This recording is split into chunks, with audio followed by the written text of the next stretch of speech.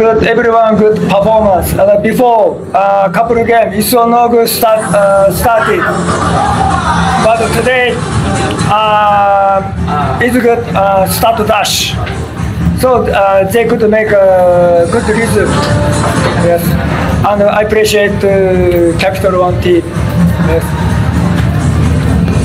So today was a good performance than last couple of games.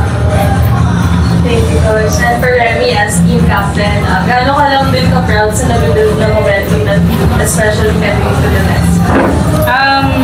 Lagi naman pong nire-remind din sa amin yung coaches na simulan talaga namin sa ensayo para mag-carry over lang lahat ng process na tinatrabaho namin sa training, coming to the game, para hindi kami, kumbaga parang hindi kami blinded na anong ilalaro namin. May idea kami, kailangan lang talagang i-apply yung ine-ensayo. So yung momentum na nakukuha namin is part din talaga ng process na kailangan mo na talagang trabahuin bago mo makuha yung resulta na hinihingi sa'yo. So ayun nga, sobrang nakaka-proud din na lahat kami may nako-contribute every game, and also part din ng strategy ng coaches yun na mabigyan talaga lahat ng chance makapaglaro. And personally as a center, gano'n ka lang din ka-proud sa naging performance? As a setter, syempre sobrang proud kasi kita naman siguro na kahit sino ipasok, nagper-perform ngayon, which is good sa team para sa mga upcoming games pa naman. And for Rania and Casey, unti-unti na rin kayong na-integrate ulit sa system after the injury. So ano lang din yung feeling tayo nga, yung trust at Hindi. Sa akin lang, siguro malaking bagay yung binibigay sa amin ni Coach na tiwala. Kasi sa training, ayun nga, sobra-sobra kami. So, every training talaga is nilalaban namin yung chance namin makapag-play. So, parang ang laking sa amin na napili kaming ipasok and nilaro ko. And for me po, yung thankful ako sa tiwala ni Coach and ng teammates ko na I know naman na like kakabalik and all. Pero consistency lang yung kailangan kong i-ano sa sarili ko, and also yung tulong lang sa teammates ko. Yun po. Thank you. The floor is open for questions.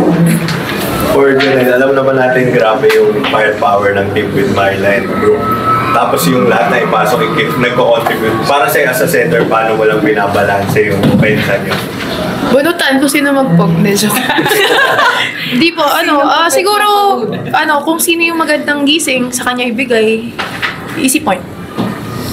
For you naman, Rania, kamusta naman yung naging journey mo sa recovery? Para sa'yo, nasa ilang percent ka na, ngayon nakabalik ka na rin sa Metro? I think, medyo malayo pa ako, and also, day by day, hindi ko naman makukuha agad-agad yun. So part lang at yung bigay na tiwala sa akin ng team, i-prove ko lang na kaya ko to. I-ano ko lang yung, yung tiwala na binibigay nila. Sige, oo. Sige, oo.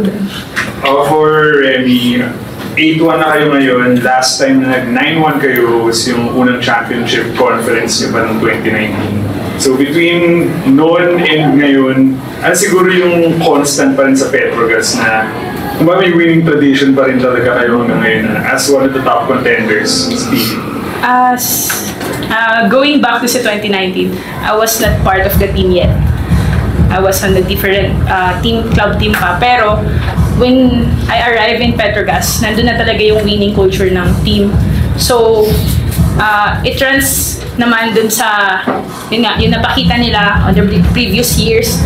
So, nung dumating kami, nandun din naman talaga yung eagerness na ipagpatuloy and also, yung maintain and also improve yung winning tradition. Hindi naman din siya like ibibigay sa'yo eh. Hindi naman laging inaabot yung panalo. Nasa sa amin pa rin talaga kung paano namin siya, gugugulin mo na sa ensayo. And also, sa mga laro na darating, it's always one game at a time lang palagi yung mindset namin. Hindi kami laging nag-look forward dun sa mga future games kasi mahirap mag-jumble sa isip mo na uy, ito yung kalaban natin sa mga gantong date. Kailangan talaga, sa training pa lang, sinisimulan talaga namin pag-aralan kung sino lang yung kasunod na kalaban. So, yun, sobrang nakakatuwa na nandito kami sa standing na to. Pero, syempre, kaakibat din nun is yung kailangan pa mas magtrabaho kami kasi hindi dumadali yung mga paparating na laro. Mas pabigat na ng pabigat, lalo na malapit na rin tayo sa next round, paparating na next round, mas mahihirap na yung kalaban, mas tataas na yung level ng laro. So, kailangan kami rin, isusunod din namin, kumbaga dapat mag-match up din yung ipe-perform namin doon sa mga susunod na mga laro na darating. So, add to that lang for Janet and Remy din. At 8-1, ang closest competition na ring line, and then 7-game win streak kayo sa ngayon. Ang dinadala ng Petronas to every game na it seems like everything's working or somehow nagkiklik talaga yung team kahit sinong makatapat. Anong masasabi? Siguro mas open communication lang kami ngayon. Like, pag may nakita kami agad na problem, pag-uusapan agad yun. Hindi pwedeng ipagbabukas or something ganun. Tsaka siguro yung donut ni Coach. Coach, the donut is expensive, right? Yes, expensive. Yung donut talaga. Every game nagbabay siya ng donut. Meron na kami feng shui. Ay, hindi, joke lang yun, pero kasama yun sa paniniwala. Too much expensive. Yeah, expensive. Because Coach Koji buys the donut for us. Like 5 boxes of donuts every game. Joke. Ano yung tanong? Ayun nga, dagdag lang dun sa sinabi nga ni Janelle. Kahit sa ensayo pa lang, kasi minsan, meron talagang araw na off ka. So, hindi naman namin pwedeng pabayaan lang na iset aside yun. Kasi minsan, dun nagsisimula yung mga small na problema, small lapses. So, okay, sige, sagutin ko. Sorry. Hello? So, yun po, balik tayo. Lagi naman namin na binibigyan din talaga ng time mag-share yung mga bata na kung meron kayong concern, pag-usapan natin. From there, gawin natin ang paraan. If kayang solusyonan within the mga players muna, okay, mas mabuti. Pag hindi naman, i-reach out namin sa mga coaches. And then also, from there, kailangan talaga namin na open communication. Yun talaga lagi yung solusyon eh. Even sa loob ng court, kapag bagsak yung communication, hindi talaga kami magkakaintindihan. And also, wala kaming mabubuong chemistry. So, siguro, yun lang din talaga yung kailangan pa naming mas trabahuin para mas maging flawless. For Coach and Remy, I know that each team has its own culture when it comes to their training. But it's interesting that you mentioned about the donut. So, do you think, is there any changes when it comes to the way that they practice whenever you bring biscuits to them? Okay. But donut is the energy food. Sugar. Yeah, too much sugar. Too much sugar. That's why. That's why. That's all. Love kami ng coach namin. So, if they want eat, okay, happy. So do best. I'm also happy. May kwento po kasi dyan eh. Noong una talaga, parang somehow, ayaw niya yung culture nga namin na pag training or game, kumakain kami. Ngayon, siguro, na-adapt na niya yung culture na Pilipino tayo eh. We love food, guys. Alam naman natin yan. So, yun. Tapos nagulat din kami. Nagdala na siya ng pagkain, ng donut, ng kung ano man, pag binibigay. So, sabi namin, uy, parang ilang percent Pilipino na rin si Coach. O kaya, parang siya rin, nalalove na niya yung culture na meron tayo. Pero, yun nga, parang tayo kasi, di ba, nakagawian na natin na kumain or mag-share ng food. So, siya rin, somehow, na-adapt na niya yung ganong, mindset and also yung culture na Pinoy.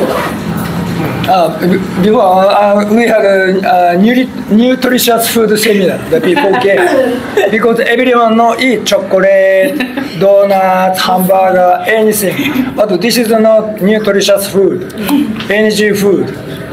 So asked this, I had a lecture. So now stop the hamburger, chocolate, anything. Now stop. So everyone little bit change their mind. So they will more change the mind or heart thinking, so they can improve. And my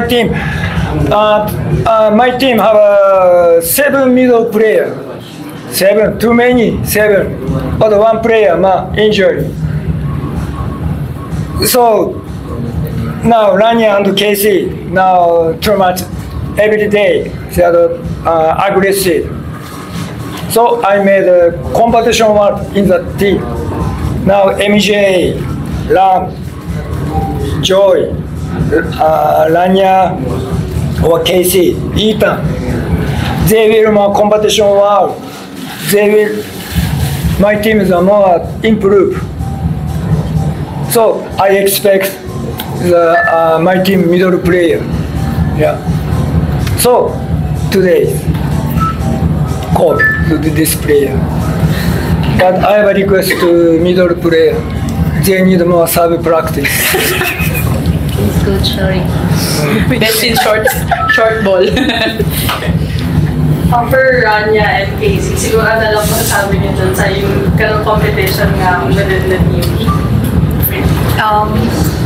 Yes po, yun nga po na we have 7 medals, or as of now, 6 medals. Healthy competition. Yung healthy competition naman din, nakakatulong din sa team. And also, mas mag-improve yung team and yun. Yes po. Bitin lang.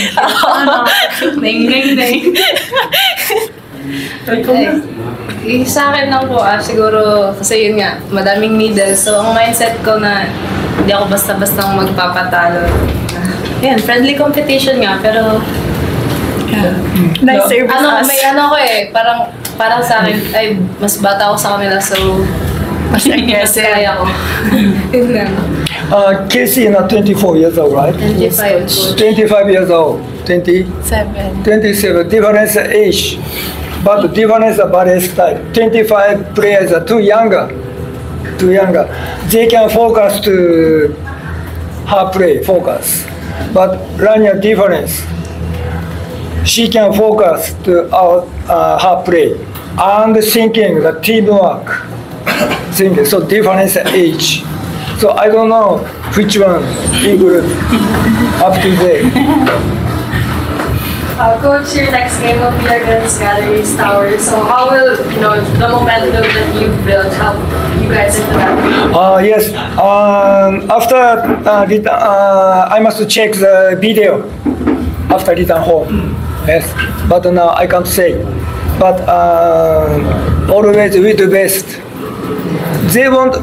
My team want to win, but opponent team also want to win. Do best always. So after check the video, so I have to think the tactics or strategy. Yeah, do best.